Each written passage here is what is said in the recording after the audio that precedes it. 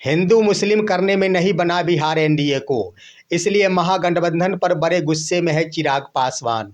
दोस्तों नमस्कार, मैं हूं आपका दोस्त एसके चौधरी। आखिर पहली बार वर्ष 2025 का बिहार चुनाव यह देखने को मिल रहा है कि आखिर एनडीए जो कि हर चुनाव में हिंदू मुस्लिम के नाम पर एक अलग किस्म की राजनीति छेड़ दिया करती थी, इस बार मौका ढूंढ रही बिहार एनडीए, लेकिन मौका नहीं मिल पा रहा। वहाँ पर जब कुछ बोलने को एनडीए यानी बीजेपी को नहीं मिल पाता तो सीधे सीधे ही चिराग पासवान को आगे कर दिया जाता है और आगे करके चिराग पासवान महागठबंधन के ऊपर यह सवाल उठाते हैं कि आखिर बिहार के मुस्लिम संवर्ग बंधुआ वोट बैंक है, जिन्हें कि उप मुख्यमंत्री पद के लिए उसमें हिस्सेदारी नहीं दी गई है। दोस्तों आइए इसके पीछे का रहस्य बताते हैं कि आखिर चिराग पासवान खुद अपनी मुख से ये बातें नहीं बोलते, बल्कि बीजेपी के द्वारा उनके मुख से बुलवाया जा रहा है। वहीं पर आप देखेंगे तो जिन चिराग के मुख से मुस्लिमों के लिए बातें छेड़ी जा रही, उन्हीं ने तो आखिर और उनके एनडीए ने भी तो आखिर मुस्लिमों की उपेक्षा की है। फिर भी आखिर किस मुंह से वो मुसलमानों की बात करते हैं, आइए इसके पीछे के उद्देश्य के बारे में आज के इस वीडियो में जानते हैं। लेकिन दोस्तों, आपने अभी तक हमारे इस चैनल शौर्या हिंदी न्यूज़ को सब्सक्राइब नहीं किए हैं तो कृपया अभी सब्सक्राइब कर लेंगे। दोस्तों आपको मालूम होगा कि हर चुनाव में एनडीए की ओर से हिंदू और मुस्लिम की राजनीति जरूर छेड़ दी जाती है, लेकिन इस बार पहला बार यह मौका है जब मौका नहीं मिल पा रहा है एनडीए को कि किस रूप में हिंदू और मुस्लिम किया जाए। और इसी रूप को धारदार बनाने के लिए चिराग पासवान के मुख से यह कहलाया जा रहा है कि महागठबंधन ने आखिर अपने गठबंधन की ओर से सीएम प्रत्याशी के रूप में चयनित कर लिया, डिप्टी सीएम प्रत्याशी के रूप में चयनित कर लिया, जिसमें मुस्लिमों को कोई भी स्थान नहीं दिया गया है। आखिर मुस्लिमों को महागठबंधन ने बंधुआ वोट बैंक बना करके रखा है, तो मुस्लिमों को आखिर उनका वाजिब हक कैसे मिल सकेगा। दोस्तों यहाँ पर देखेंगे तो मौका गंवा चुकी है, आखिर वो इंतजार में थी। एनडीए की ओर से तमाम खास तौर पर बीजेपी की ओर से इस बात का इंतजार किया जा रहा था कि आखिर ज्यों ही अगर सीएम के रूप में या फिर डिप्टी सीएम के रूप में किसी मुस्लिम चेहरे का नाम उजागर किया जाता है, मैं बिहार चुनाव में हिंदू मुस्लिम का मुद्दा बना दूंगा।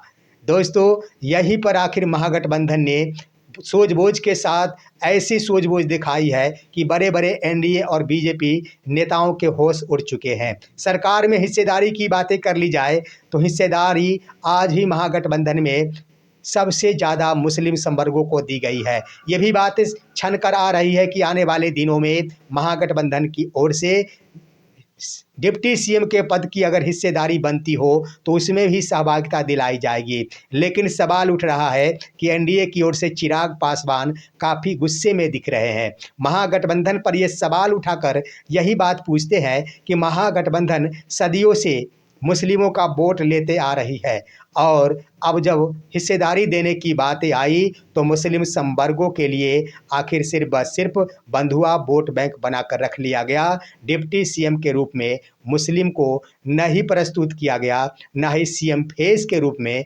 प्रस्तुत किया गया। दोस्तों यहाँ पर गौर करेंगे, स्पष्ट हो चुका है, मैंने पहले बता दिया कि धारदार बनाने के लिए, हिंदू मुस्लिम को मुद्दा बनाने के लिए इंतजार किया जा रहा था। ज्यों ही मुस्लिम संवर्ग की ओर से घोषणा की जाती, एनडीए की ओर से एक मुद्दा बनाकर तमाम हिंदुओं को अपने तरफ खींचने का प्रयास किया जाता, लेकिन आखिर नाम को गुमनाम रखते हुए बड़ी राजनीतिक खेल दी गई महागठबंधन की ओर से। वहीं पर आप चिराग पासवान की बातें कर ली जाए, चिराग पासवान सवाल उठाते हैं कि आखिर मुस्लिमों को उनका अधिकार नहीं दिया गया, तो चिराग पासवान आखिर अपने ही एनडीए को क्यों नहीं कहते हैं कि आप ही अपनी ओर से एनडीए की ओर से किसी मुस्लिम चेहरे को मुख्यमंत्री के रूप में घोषित कर दे। आप एनडीए में देख लिया जाए दोस्तों, भागीदारी के रूप में सबसे पहले सवाल उठाने वाले चिराग पासवान, जिनको 29 सीटें प्रदान की गई थी, जरा देख लीजिए इस सूची में, आपके स्क्रीन पर है।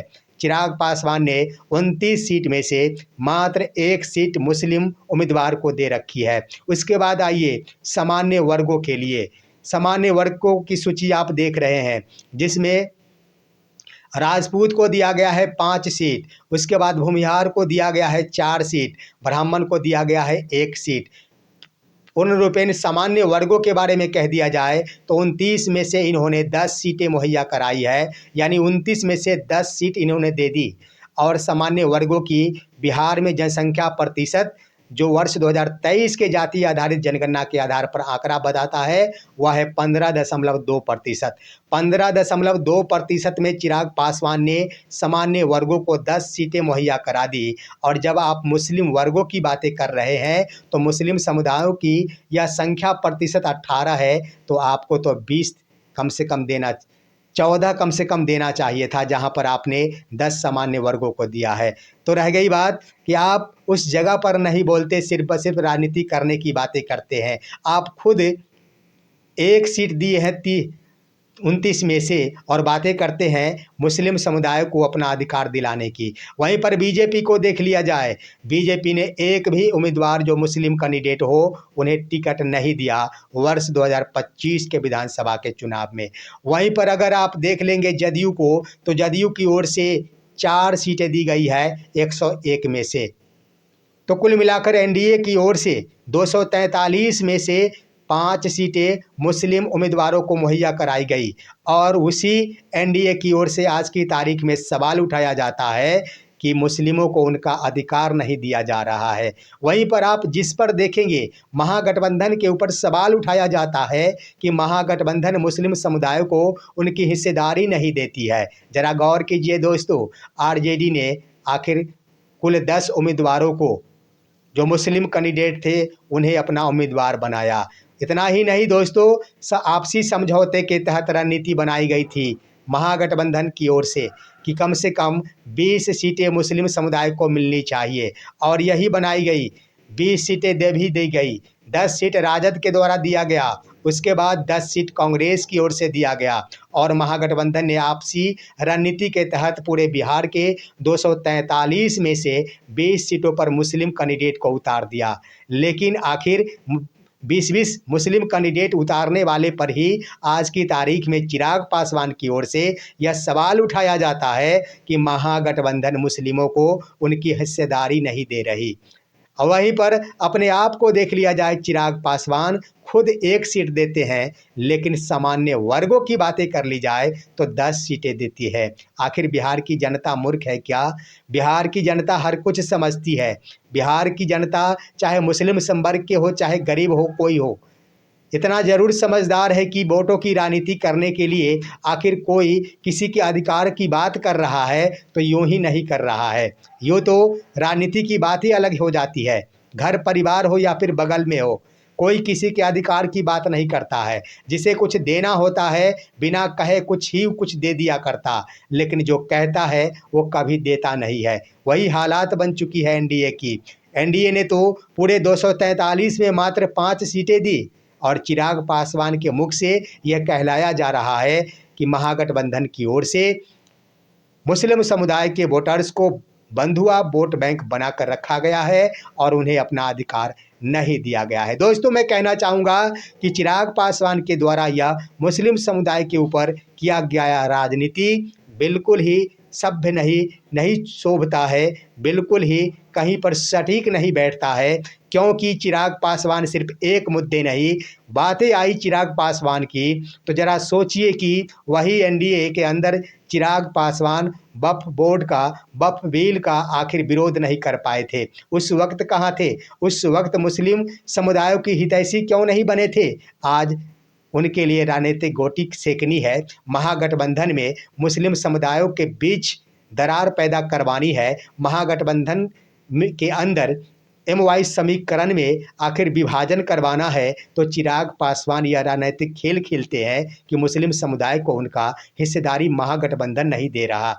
मुस्लिम समुदाय आज पीछे नहीं है। मुस्लिम समुदाय यहाँ तक कि बिहार के हर समुदाय की जनता यह समझ चुकी है कि आखिर किसी राजनेता के द्वारा किसी जाति विशेष के अधिकारों की बातें की जाती जो दूसरे जाति विशेष हो तो वहाँ पर उस राजनेता की अपनी महत्वाकांक्षाएं छिपी होती है। दोस्तों, यह है आज की खबर। आप सभी इन मुद्दों पर क्या कहना चाहेंगे? अपनी राय कमेंट के माध्यम से दीजिए। हमारे इस वीडियो को ज़्यादा से ज़्यादा शेयर कीजिए और आप दीजिए अपने दोस्त को इजाज़त। हम फिर मिलेंगे आपसे अगले वीडियो में। तब तक के लिए नमस्कार।